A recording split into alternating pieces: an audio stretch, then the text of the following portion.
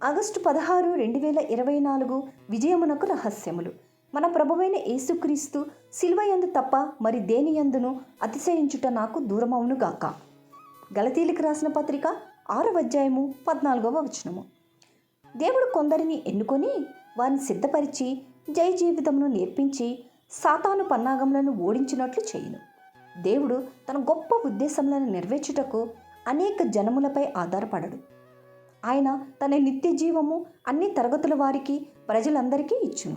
పాపమును ఒప్పుకొని ఆయనను తన స్వంత రక్షకునిగా అంగీకరించు వారందరూ క్షమించబడెదరు, నీతిమంతులుగా తీర్చబడెదరు. కానీ జయ జీవితమును కోరుకుని ఎడల ఆయన శిరస్సత్వము క్రిందకు, ఆయన రాజరికము క్రిందకు సంపూర్ణంగా రావలెను.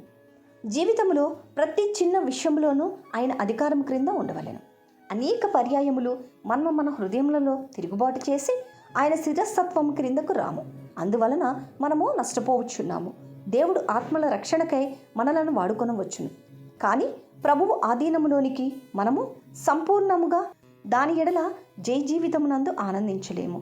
ఇలా ఆనందించకపోవడానికి గల కారణాలు దేవుని మీద తిరుగుబాటు, ప్రతి విషయంలో ఆయన మీద ఆధారపడకపోవడం. ఇకనైనా ఇలాంటివి మానుకొని ఆనందభరితంగా జీవిద్దాము. ఆమేన్. Praise the lord.